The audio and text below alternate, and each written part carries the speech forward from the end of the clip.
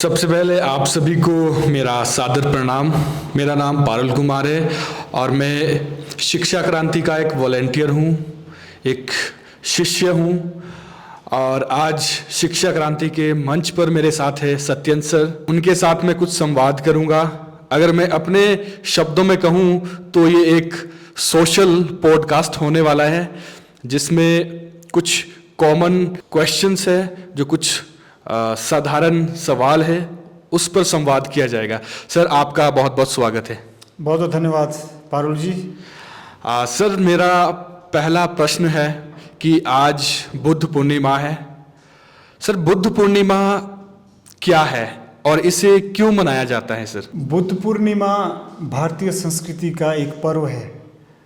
कई लोग बौद्ध धर्म का पर्व भी कहते हैं, लेकिन मैं कहूँगा कि यह तो भारतीय संस्कृति का ही एक पर्व है, क्योंकि बुद्ध भी भारतीय संस्कृति की तो संतान है। बुद्ध पूर्णिमा का पर्व इसलिए मनाया जाता है क्योंकि आज के दिन उनका जन्म भी हुआ था और उनका निर्वाण भी हुआ था। इसका मतलब है कि हमारी भारतीय परंपरा में मनुष्य का 2 बार जन्म होता है, इसलिए द्विज भी कहते हैं। हमारा एक जन्म होता है भौतिक जन्म, जो हमारे माता पिता हमें जन्म देते हैं। दूसरा जन्म उसका तब होता है जब वह ब्रह्म मार्ग पर, यानी वह स्वयं की खोज की यात्रा पर निकलता है, यानी जब उसे सत्य का ज्ञान होने लगता है या ज्ञान होता है, दूसरा जन्म उसका तब होता है।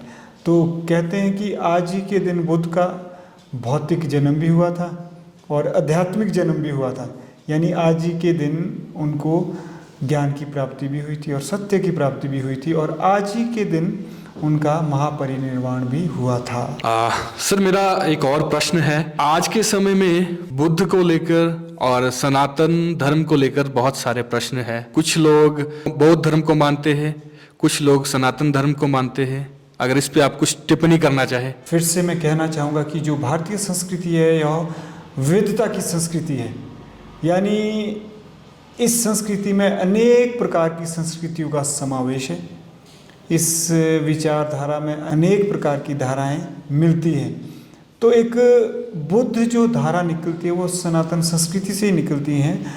बुद्ध जो है सनातन संस्कृति की संतान हुई है। सनातन संस्कृति अगर एक माँ है तो बुद्ध एक बगावती संतान है, और वो बगावत इसलिए करते हैं ताकि विकृत संस्कृति शुद्ध हो सके, प्रदूषित संस्कृति शुद्ध हो सके। तभी हम कहते हैं कि बगावती संतानें कबीर महावीर बुद्ध हुई, जिनसे प्रदूषित संस्कृति शुद्ध हुई। यानी आप कह सकते हैं कि जैसे आपने कहा कि बहुत सारी धाराएं हैं, कोई बौद्ध धर्म मानता है, हिंदू धर्म मानता है, वो चली रहेगी, वो विविधता है, वो बनी रहनी चाहिए, लेकिन समय की मांग है कि उनमें एकत्व पैदा होना चाहिए, यानी एकता भी रहनी चाहिए। ऐसा नहीं होना चाहिए कि बुद्ध अलग थे, हिंदू धर्म अलग है। तो बुद्ध क्या है? बुद्ध बिल्कुल मध्यम मार्गी है। मध्यम मार्गी का मतलब है कि ना तो बुद्ध अपने समय के उस भौतिकतावाद के साथ खड़े हैं, या कह लीजिए कि जैसे कंबल जैसे संप्रदाय है जो कहते हैं कि कृच्छवाद, भौतिकतावाद, जो कहते हैं कि आत्मा परमात्मा कुछ नहीं है, जो कुछ है वो बस यहीं दिखता है, पंच तत्व है। जैसे आदमी मर जाता है तो वो पंच तत्व में विलीन हो जाता है। तो ना तो बुद्ध भौतिकतावाद के साथ खड़े हैं और ना ही बुद्ध उस आत्मा की शाश्वतता के साथ खड़े हैं, यानी जो उपनिषद में आत्मा और परमात्मा की जो शाश्वतवाद की बात होती है, ना तो बुद्ध उस उपनिषद के शाश्वतवाद के साथ खड़े हैं। इटर्निटी जिसको बोलते हैं, उपनिषद जो है एक परम शक्ति की शाश्वतता पर विश्वास करता है। तो बुद्ध एकदम से ना तो उपनिषद के साथ खड़े हैं, ना ही वो भौतिकतावाद के साथ खड़े हैं। तो बुद्ध को यह कहना कि बुद्ध एक विचारधारा के थे, मुझे लगता है कि यह सही नहीं है। और उसके बाद जो आपने कहा कि जो बौद्ध धर्म की स्थापना होती है, बौद्ध दर्शन की स्थापना होती है, और अनेक प्रकार की बुद्ध की जो बौद्ध धर्म की धाराएं बन जाती है, वो बुद्ध के बाद ही सब कुछ होता है। अपने जीवन काल में जो बुद्ध थे वो एकदम से किसी दर्शन विशेष में विश्वास नहीं करते थे, बल्कि वो दृष्टा की तरह उन्होंने अपना जीवन जिया है। वो हर आदमी को यह कहते थे कि स्वयं अपना प्रकाश बनो, ध्यान दो। बुद्ध ने इस धरती पर ध्यान का बहुत प्रचार प्रसार किया है। आप कह सकते हैं कि ध्यान का और विज्ञान का एक तरह से उनका अध्यात्म के प्रति वैज्ञानिक दृष्टिकोण था। आप कह सकते हैं कि जो बुद्ध ने अपने समय में जिस धर्म की व्याख्या की है या आख्यान दिए हैं या जिस धर्म को वो आगे ले गए, वो था धर्म का ज्ञान पक्ष नहीं बल्कि व्यवहार पक्ष था। वो था धर्म का दर्शन पक्ष नहीं बल्कि दृष्टा पक्ष था। वो था धर्म का भगवान पक्ष नहीं बल्कि इंसान पक्ष था। वो कह रहे कि इंसान बनो यार। कहाँ आप इतनी लंबी इतनी गहरी गहरी बातों में उलझ गए हैं और इसी उलझाव में जो मानवीय मूल्य है उनका हनन हो रहा है। तो एक तरह से हम यह नहीं कह सकते कि आत्मा को उन्होंने नहीं माना, परमात्मा को नहीं माना है, या फिर वो बिल्कुल अपनी ही धारा ले गए। नहीं, वो तो एक जीवंत थे, वो तो एक आज में विश्वास करते थे। और जो आप बौद्ध धर्म की बात कर रहे हैं वो तो बहुत देर बाद आया। बहुत खूब कहा सर आपने।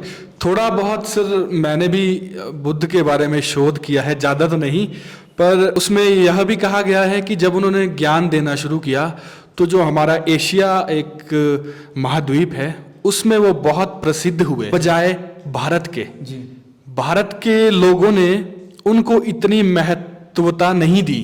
तो सर ऐसा क्यों हुआ? क्योंकि अगर देखा जाए एशिया महाद्वीप बहुत बड़ा महाद्वीप है, उसमें बहुत सारे लोग रहते हैं, पर सिर्फ एक भारत में उन्हें उतनी महत्वता नहीं दी गई। ऐसा क्यों सर? मैं इस बात से आपकी पूर्णतः सहमत नहीं हूँ। वो इसलिए कि बुद्ध के समय में भारत में क्यों बुद्ध को महत्व नहीं दिया गया है? अगर महत्व नहीं दिया गया तो क्यों हमने दशावतार माना? महत्व देने के बावजूद ही तो हमने विष्णु के उनको अवतार स्वीकार किया है। यह कहना बिल्कुल गलत है कि हाँ, यह बात सही है कि 100 वर्षों के बाद जो है वो सिर्फ सिद्धांतों में तो है अभी, लेकिन जो व्यवहारिक तौर पर वो बात नहीं रही। उसके कारण थे, उसके जो सबसे बड़ा कारण यह था कि बुद्ध हो या कोई भी प्रबुद्ध हो, कोई भी पुरुष हो, वो अपने समय में क्रांति लाते हैं, लेकिन जब वो यहाँ से चले जाते हैं तो क्रांति धूमिल पड़ जाती है। वो फिर धीरे धीरे किसी और को क्रांति लाने के लिए आना पड़ता है। बुद्ध जो अपने समय के बहुत बड़े स्वच्छताग्रही थे, जो हम आज स्वच्छता की बात करते हैं, तो बुद्ध यह कहते हैं कि अगर मनुष्य को आज़ाद होना है या उसे आध्यात्मिक उसका उत्थान होना है तो उसे मन वचन कर्म से विमल होना पड़ेगा, यानी स्वच्छ होना होगा, स्वच्छ होना पड़ेगा। तो वो बहुत बड़े क्रांतिकारी थे, स्वच्छताग्रही थे। तो यह कहना कि बुद्ध को महत्व नहीं दिया गया है, मैं इस बात से सरोकार नहीं रखता हूँ। अगर नहीं दिया गया तो इसलिए नहीं दिया गया है कि यह देश किसी एक इंसान की या एक भगवान की महत्व को या फिर प्रतिष्ठा को, आधिपत्य को स्वीकार नहीं करता है यह देश। आप पूछेंगे क्यों? सर? क्योंकि यह लोकतांत्रिक देश है। आप देखना कि किसी के इष्ट कृष्ण है, किसी के राम है, किसी के घनश्याम है, किसी के शिव है, किसी के कोई देवता है, किसी के कुछ है। तो यह देश जो है लोकतांत्रिक मूल्यों को आगे ले जाने वाला देश है। जो इस देश में कर्मों में मूल्यों को जीता है उसका सम्मान होता है। आज तक कभी इस देश में ऐसा नहीं हुआ है कि अगर आप अच्छाई का प्रचार करो और आपके साथ लोग ना जुड़े। जी सर। और हाँ, वो अच्छा आप किस हद तक जा सकते हैं उसका भी मूल्यांकन होता है।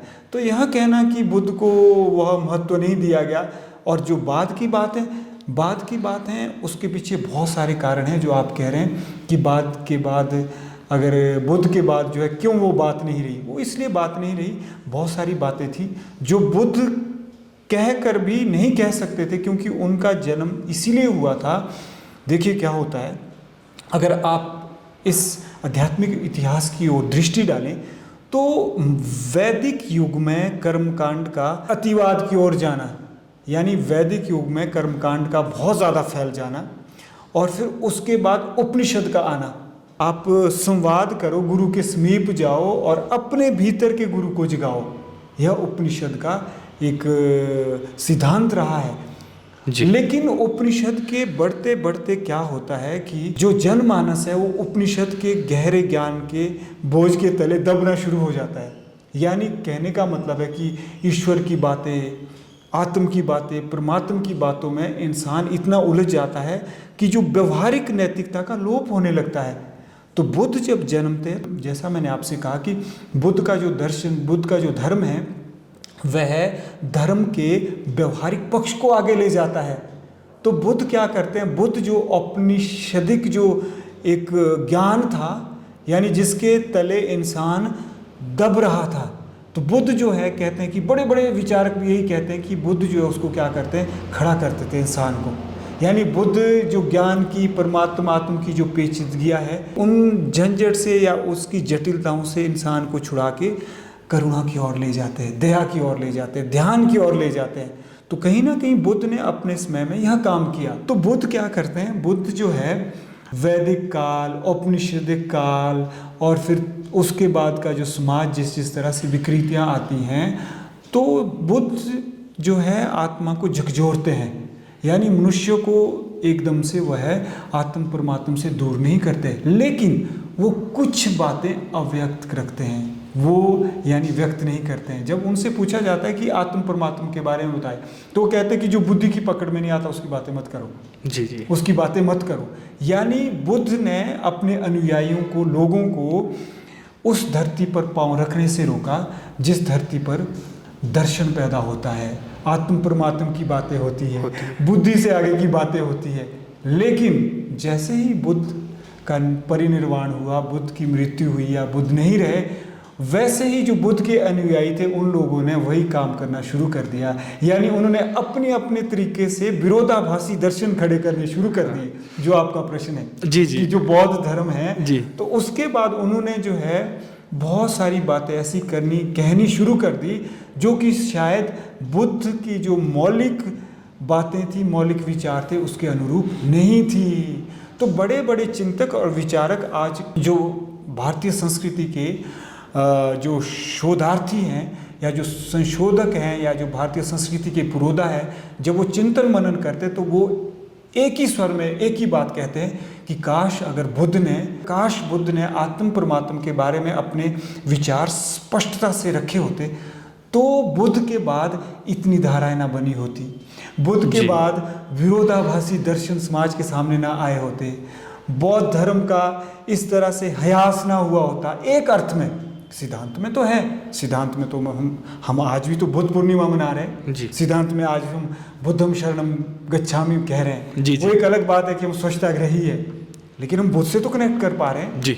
लेकिन हमारी सिर्फ एक धारा को आगे ले जाने वाली बात नहीं, हम तो समन्वय के आदमी हैं। हम तो चाहते हैं कि जो बुद्ध धारा के लोग हैं वो भी खड़े हो जाएं, जैन धारा के लोग भी खड़े हो जाएं, और जितनी भी आज हमारे समाज में अध्यात्म को लेकर, धर्म को लेकर अनेक धारा हैं, वो भी आगे आएं और इस धरती को बचाएं, इस धरती को काल मृत्यु के मुंह में जाने से बचाएं। व्यक्तिगत स्तर पर अगर आप मुझसे पूछते हैं कि क्या मैं भी बुद्ध से ये चाहता, शायद मैं बुद्ध से कभी यह ना चाहता कि बुद्ध उस क्षेत्र में अपना पांव रखते या उस क्षेत्र की बात करते हैं, उस बुद्धि से परे की आत्म परमात्मा के क्षेत्र में जाते। मैं नहीं चाहता उनको, मैं इसलिए नहीं चाहता कि अगर वो जाते तो बिल्कुल वो उपनिषद की ही बातें करते, ऐसा मेरा मानना है। वो उपनिषद से दूर नहीं जाते, क्योंकि अगर देखा जाए तो 90% जो भी उनकी जो बातें उपनिषद वेदों से मिलती जुलती है। और 100% मैं कहूँगा शब्द अलग है। सनातन संस्कृति में मोक्ष मानते हैं, वो निर्वाण मानते हैं। सनातन संस्कृति में जागृति मानते हैं, वो ध्यान बोलते हैं। सनातन संस्कृति में अगर नानक कबीर सूरति मानते हैं, बुद्ध स्मृति मानते हैं। बुद्ध कहते हैं कि पूर्व जन्म की आपकी स्मृति आपको आनी चाहिए, याद आनी चाहिए चीज़ें। तो बहुत यह एक समन्वय है, यह बिल्कुल वो बात वही कह रहे हैं, शब्द अलग है, जी जी, परिप्रेक्ष्य अलग है। मेरा एक और प्रश्न है सर। जी बिल्कुल।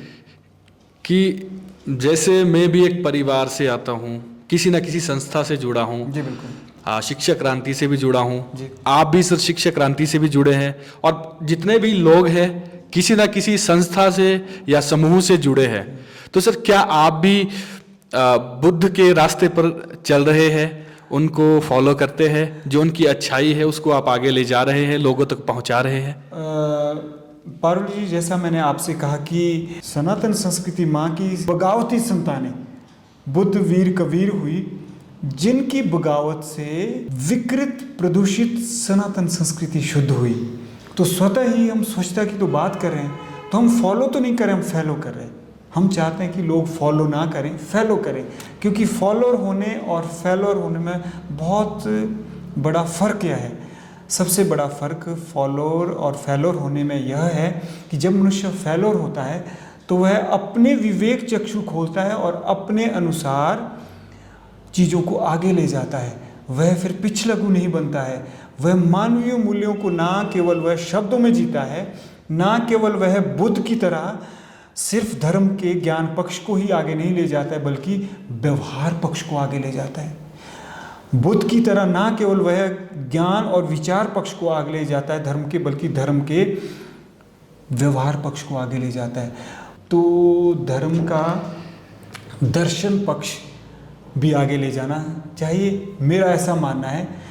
मैं बुद्ध के साथ इसीलिए खड़ा हूँ क्योंकि वो स्वच्छताग्रही है।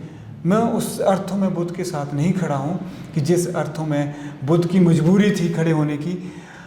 मैं बुद्ध के साथ उन अर्थों में खड़ा नहीं हूँ कि मुझे दर्शन भी अच्छे लगते हैं। मैं चाहता हूँ कि हर व्यक्ति का अपना दर्शन होना चाहिए, लेकिन वो दर्शन होने के साथ बुद्ध की तरह वो दृष्टा भी बने, वो ध्यान भी करें, वो जागृति भी लाएं, वो सामाजिक चेतना को जगाए, वो भारत की आध्यात्मिक चेतना को जगाए। तो मैं यह चाहता हूँ, बुद्ध भगवान हुए हैं, क्यों खड़े नहीं होंगे हम, लेकिन समय की मांग है कि बुद्ध के फॉलोअर बनने की बजाय हमें फेलोअर बनना चाहिए। बिल्कुल बिल्कुल, ऐसी समय की मांग है। और अगर आप मेरी बातों से सहमत नहीं तो आप जरूर बताएं। नहीं सर, मैं सहमत हूँ सर। ऐसा मेरा मानना है कि अगर बुद्ध देव धर्म के दर्शन पक्ष को आगे नहीं ले जा रहे हैं, सिर्फ दृष्टा होने के पक्ष पर बात कर रहे हैं, तो हम धर्म के दर्शन पक्ष को भी आगे ले जाना चाहते हैं और दृष्टा पक्ष को भी आगे ले जाने की बात करना चाहते हैं और ले जाना चाहते हैं। बुद्ध देव अगर धर्म के ज्ञान पक्ष में ज़्यादा लोगों को नहीं उलझाना चाहते हैं, ध्यान पक्ष की ओर ले जा रहे हैं और व्यवहार पक्ष की ओर ले जा रहे हैं, स्वतः ही हम ज्ञान पक्ष की ओर भी ले जाना चाहते हैं लोगों को और व्यवहार पक्ष की ओर भी ले जाना चाहते हैं जी। क्योंकि नैतिकता की आवश्यकता है। बौद्ध धर्म को इसीलिए नैतिकता का धर्म भी कहा जा सकता है। सर एक और प्रश्न है मेरे मन में, और काफ़ी सारे युवा का भी ये प्रश्न है। जैसा कि सर आपको पता है कि बुद्ध भी खुद को ढूंढने और ज्ञान पाने के लिए अपने परिवार से दूर हुए। जी बिल्कुल। बाहर चले गए, जंगलों में चले गए। जी बिल्कुल। राम भगवान उन्होंने भी कड़ी तपस्या की, वनवास में गए। तो आज के युवा का मानना है कि अगर हमें बुद्ध जैसा बनना है, राम जैसा बनना है, क्या हमें भी वैसी ही तपस्या करनी पड़ेगी? हमें भी अपने परिवार को त्यागने की जरूरत है या नहीं? देखिए, बहुत अच्छा प्रश्न आपने पारुल जी पूछा है कि कई बार हमसे भी यह प्रश्न पूछा जाता है कि सचमुच हमें संन्यास्त होना होगा। अगर बुद्ध ने या महावीर ने, अगर इन्होंने उस समय के समाज को यह कहा कि केवल मोक्ष या आत्मबोध उसी मनुष्य को मिल सकता है जो संन्यास्त हो सकता है, तो उनकी मजबूरी भी थी, या यह कह लीजिए कि समय की मांग भी थी। लेकिन मुझे लगता है पारुल जी, आज जो है ना मजबूरी है ना समय की मांग है। आज तो हमें सनातन संस्कृति का जो परम ज्ञान है, यानी गृहस्थ में ही संन्यास्त होना होगा। गृहस्थ में ही संन्यास्त होना होगा। जो हमारी संस्कृति कहती है, हमारी संस्कृति यह कहती है कि आप संन्यास की ओर जरूर जाएं, लेकिन पहले आप आश्रम, बाल आश्रम, यानी फिर आप गृहस्थ आश्रम, फिर वन आश्रम और फिर संन्यास आश्रम की ओर जाएं। तो यह जो आश्रम की जो व्यवस्था है, ये बहुत ही वैज्ञानिक व्यवस्था है और यह मैं कहूँगा कि प्रासंगिक व्यवस्था है। हर युग में प्रासंगिक व्यवस्था है। तो मेरा यह मानना है पारुल जी, अगर आप जैसे युवा विवाह नहीं भी करना चाहते हैं, आपको बुद्ध और जैन की जो परंपरा है, जिस परंपरा में वो कहते थे कि संन्यास्त हो जाओ तभी आपको आत्मस्थ होंगे, तो मुझे लगता है वो ज़रूरत नहीं है। देखो, फिर मैं यहाँ कहना चाहूँगा कि बुद्ध जो है मध्यम मार्गी थे। आप अगर उनकी बातों को ध्यान से पढ़ें, आप जैसे युवा जो खोजी युवा है, तो आपको बिल्कुल स्पष्ट नज़र आएगा कि जो परंपरा राजा जनक के समय में थी, यानी भोग में ही योग, भोग में ही योग, यानी भोग को आप त्याग की भावना से भोगो, जो बुद्ध का मध्य मार्ग है उससे मिलता जुलता है। इतना ही नहीं, जो श्री कृष्ण का जो कर्म योग है वो भी बुद्ध के मध्यम मार्ग से मिलता है। कृष्ण कहते हैं योगस्थ कुरु कर्माणि संगम त्यक्त्वा धनंजय सिद्धो असिद्धो समो भूत्वा समत्वम योग उच्यते। यानी कृष्ण कह रहे हैं कि सफलता और असफलता को एक समभाव की दृष्टि से देख, और समत्व ही योग है। यानी वो भी मध्यम मार्ग कह रहे हैं। तो आप अंतरात्मा से पूछें कि जब हमारे सामने हमारे बुजुर्गों ने, यानी जो राजा जनक जैसे हमारे एंसेस्टर्स हुए हैं, वो व्यवहारिक तौर पर प्रैक्टिकली जीते हैं, यानी भोग करो लेकिन त्याग की भावना से भोग करो। यानी अगर आपने गृहस्थ चलानी है तो आपका गृहस्थ भ्रष्ट गृहस्थ नहीं होना चाहिए। आपका गृहस्थ ऐसा होना चाहिए कि अगर दूसरे गृहस्थी भूखे मर रहे तो आपने उनके लिए काम करना है। बाहर भ्रष्टाचार है तो आपने खड़े होना है। आप समझ रहे हैं? उसी तरह से जो कृष्ण का जो है समत्वम योग उच्यते, सिद्धो असिद्धो समभूत्वा समत्वम योग उच्यते, यानी जो श्री कृष्ण गीता ज्ञान में कह रहे हैं वो समत्व की बात कर रहे हैं, वो समन्वय की बात कर रहे हैं, वो मध्यम मार्ग की बात कर रहे हैं। और बुद्ध का जो एक मध्यम मार्ग है, अगर 2-3 बातों को छोड़ दें हम, यानी अगर जो कह रहे हैं कि वो संन्यास्त होना पड़ेगा तभी आप जो है आत्मस्थ होंगे, वो समय की मांग थी, वो नकारात्मक, वो उनमें कमी नहीं थी मेरे विचार से, उस समय की मांग थी और ठीक था। तो अब आप देखें कि ये लोग सारे मध्यम मार्ग की ओर इशारा कर रहे हैं, चाहे जनक हो, चाहे वो श्री कृष्ण हो, चाहे बुद्ध हो। तो आप अपनी अंतरात्मा से पूछें, अगर तो आपको लग रहा है कि हमें जंगल बसाने हैं, हमें वन विहार को बसाना है, तो आप जाइए वही काम करिए। अगर आपको लग रहा है कि मुझे पर्यावरण परक जीवन जीना है, इको फ्रेंडली लाइफ जीनी है, तो आप ऐसा कीजिए, आप विवाह कीजिए और प्रिंसिपल ऑफ मिनिमलिज्म को फॉलो कीजिए, यानी जिसको हमारी संस्कृति में त्याग का मूल्य कहते हैं। जी, मेरा प्रश्न सर इसमें एक और भी है कि आपने इसमें अभी हमें आश्रम के बारे में बताया कि गृहस्थ आश्रम भी है, वन आश्रम भी है, तो क्या सर गृहस्थ आश्रम के साथ भी हम वैसा ज्ञान पा सकते हैं जैसा बुद्ध ने पाया था? जी बिल्कुल। मैं तो कह रहा हूँ कि जब राजा जनक तो एक उदाहरण है, मैं बहुत सारे उदाहरण आपके समक्ष रख सकता हूँ कि जिन लोगों ने गृहस्थ होकर भी वो तटस्थ और आत्मस्थ हो गए। हमारी सनातन संस्कृति यही ज्ञान देती है। फिर आप पूछेंगे कि फिर बुद्ध को क्या जरूरत पड़ गई? मुझे लगा कि आप यही पूछने वाले, और जब आप मुंह खोलने वाले थे तो मुझे लग गया कि आप यही प्रश्न पूछने वाले हैं। तो मैं उस प्रश्न का उत्तर देना चाहूँगा। वह जरूरत तब पड़ती है जब हमारी इस आश्रम आधारित सनातन संस्कृति में विकृति आती है, यानी उस छोर की ओर चली जाती है। तो किसी आदमी को संतुलन लाने के लिए इस छोर की ओर जाना पड़ता है। जी जी जी। तो अगर चाहते हैं आप कि आपको इस छोर ओर जाना है, तो पारुल जी आप बिल्कुल जंगल जाएं, आपके अनुयायी बढ़ेंगे और ये धरती ऐसी है, कभी ऐसा नहीं होगा तो आपका भी सम्मान किया जाएगा। लेकिन मेरे विचार से तो मुझे गृहस्थ आश्रम में मेरा विश्वास है। मैं तो चाहूँगा कि आज जो हमारी भ्रष्टता है, सामाजिक बुराइयाँ हैं, जो सार्वजनिक जीवन का अवमूल्यन हुआ है, उसके उत्थान के लिए, उसके कल्याण के लिए मध्यम मार्ग ही बेहतर है, जो कि हम शिक्षा उपनिषद वेदों से ले सकते हैं। भुंजितातेन त्यक्तेन, यानी त्याग की भावना से भोग करो, और श्री कृष्ण के कर्मयोग से ले सकते हैं, और बुद्ध के मध्यम मार्ग से ले सकते हैं। वो चीज़ें, उनकी शिक्षाओं को लेकर आप गृहस्थ में भी आत्मस्थ हो सकते हैं और आपको आत्मबोध प्राप्त हो सकता है, ऐसा मेरा मानना है। पारुल जी, ऐसा मेरा मानना ही नहीं बल्कि ऐसी मेरी अनुभूति भी है और ऐसे मेरे अनुभव भी हैं। धर्म के प्रति, ऐसा मेरा धर्म के प्रति व्यवहारिक दृष्टिकोण भी है। जी, अगर मैं कहूँ सर कि मुझे भी बुद्ध बनना है जी, तो क्या रास्ता है सर इसके लिए? देखिए, मैं कहूँगा कि बुद्ध तो एक अवस्था है। बुद्ध वो हार्ड मास का इंसान नहीं है जो 563 ईस्वी पूर्व लुम्बिनी, नेपाल में जो आज है राज्य में, शुद्धोधन और माया देवी की संतान के रूप में पैदा हुआ था। तो वो बुद्ध हार्ड मास का व्यक्ति नहीं है। बुद्ध तो एक अवस्था है। अवस्था है। अगर आप ध्यान से कुछ काम कर रहे हैं पारुल जी, अभी हम बात कर रहे हैं तो इस समय मेरा ध्यान बिल्कुल आपकी ओर है। मेरे विचार में कुछ भी विचार में नहीं चल रहा है, लेकिन सिर्फ मुझे इस बात की चिंता है कि मेरी बड़ी बड़ी बातों के बोझ के तले आपके युवा जो कोमल कोमल कंधे वो दब ना जाए। मैं यह देखना चाहूँगा कि, क्योंकि हम अक्सर कहते हैं कि बोध का बोझ प्रेम के कंधे ही उठा सकते हैं। बोध का बोझ प्रेम के कंधे ही उठा सकते हैं। तो मैं प्रेम भाव बना रहना चाहिए। कहीं ऐसा ना हो कि मैंने ऐसी बातें कह दी और हमारा जो एक कोई डॉक्टर कोई बनी बनाई बातों का तो नहीं है कि हमने ये विचार किया था जी हमने इस पे बात करनी है। हमारा तो एक स्पॉन्टेनियस ये पॉडकास्ट मेरे लिए संवाद है, आपके लिए पॉडकास्ट है। बिल्कुल। आप पॉडकास्ट में ज़्यादा कनेक्ट कर रहे हैं, मैं संवाद में। जी। तो मैं सिर्फ इस बात की ओर ध्यान दे रहा हूँ, वरना तो मेरा ध्यान बिल्कुल आपकी ओर है। तो अगर आप बुद्ध बनना चाहते हैं तो आप क्या करो, आप अपने जीवन में ध्यान को लाओ। जो भी आप कार्य कर रहे हैं उसे ध्यान से करो और उसे इतने ध्यान से करो कि अपनी अंतरात्मा की ओर जाओ।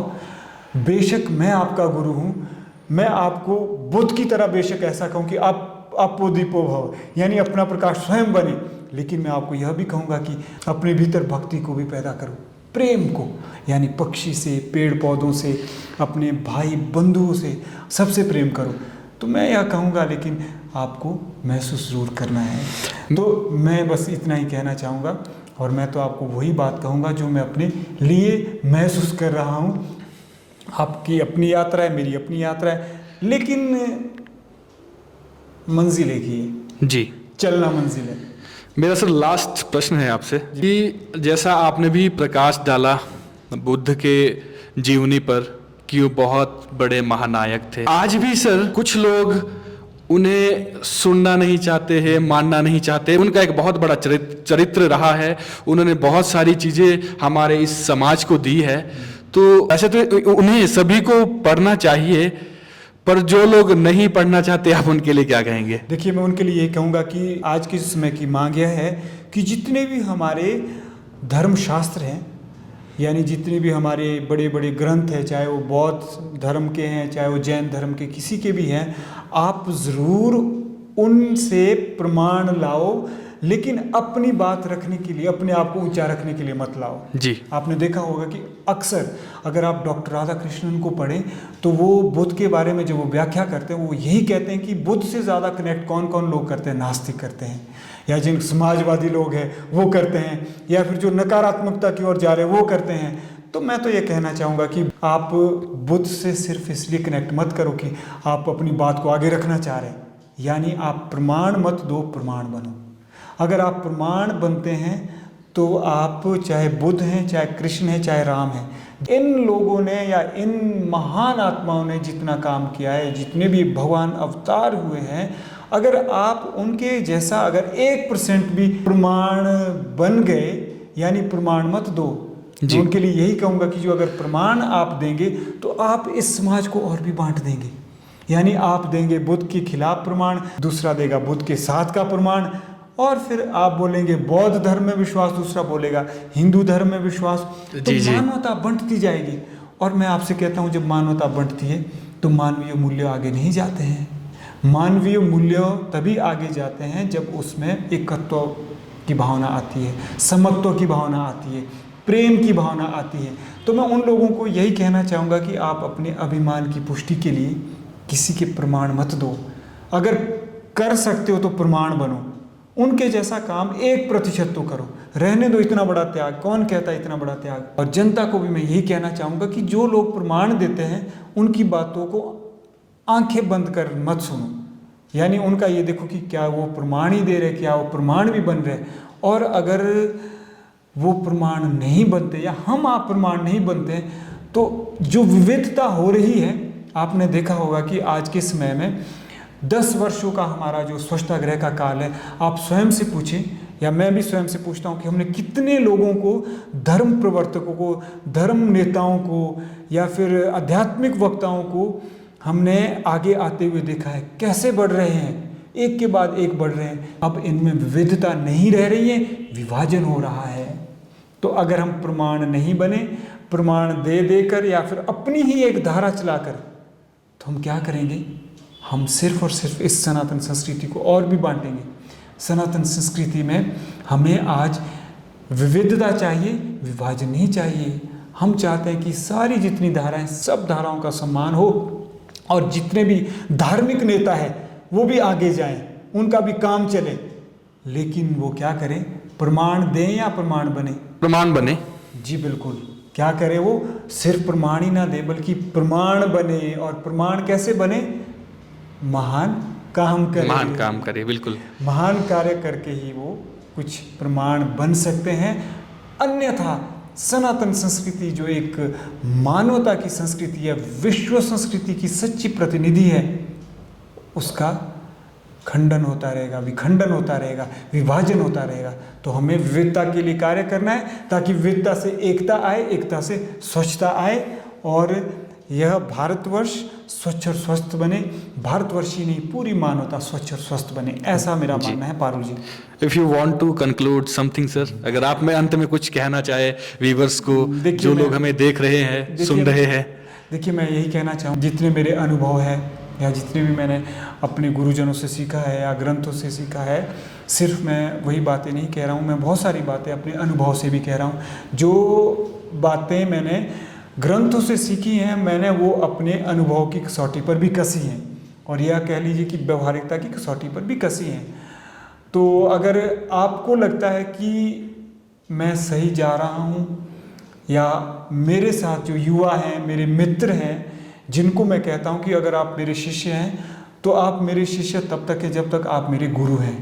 अगर पारुल से मुझे यह शिक्षा नहीं मिलती है कि पारुल का स्वास्थ्य कितना अच्छा है, मुझे इनसे यह ज्ञान मिलता है कि मुझे अपने आप को शारीरिक तौर पर स्वस्थ रखना है, तो मैं बोलूँगा पारुल जी आप मेरे शिष्य भी नहीं हैं।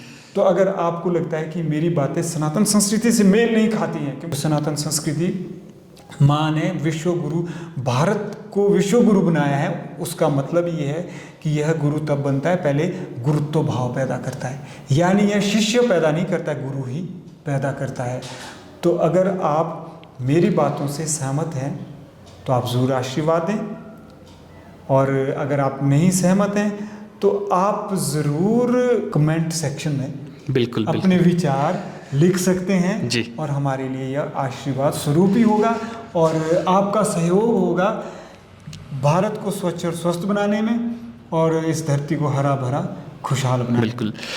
आप सभी का बहुत बहुत धन्यवाद सर, आपका भी बहुत बहुत धन्यवाद। आपने भगवान बुद्ध के जीवनी पर प्रकाश डाला, उनके जीवन के बारे में बताया कि वो कितने महान व्यक्ति थे, किस रास्ते पर चले, और मुझे पूर्ण विश्वास है कि जितने लोग भी इस संवाद को देख रहे हैं वो यहाँ से कुछ ना कुछ सीख कर जाएंगे और अपने जीवन में कुछ ना कुछ अच्छा ढालने की कोशिश करेंगे। मैं आप सभी लोगों से चाहता हूँ कि आप हमारे साथ जुड़े, हमारे इस चैनल को सब्सक्राइब करें, लाइक करें।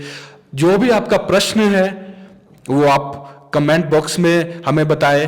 अगर आप कोई और संवाद, किसी और चीज़ पर संवाद चाहते हैं तो हम आपके लिए उस टॉपिक पर संवाद करेंगे, एक पॉडकास्ट बनाएंगे। और हमारे साथ जुड़े रहने के लिए बहुत बहुत धन्यवाद, हमारे चैनल को देखने के लिए बहुत बहुत धन्यवाद। जय हिंद, जय भारत, जय विश्व।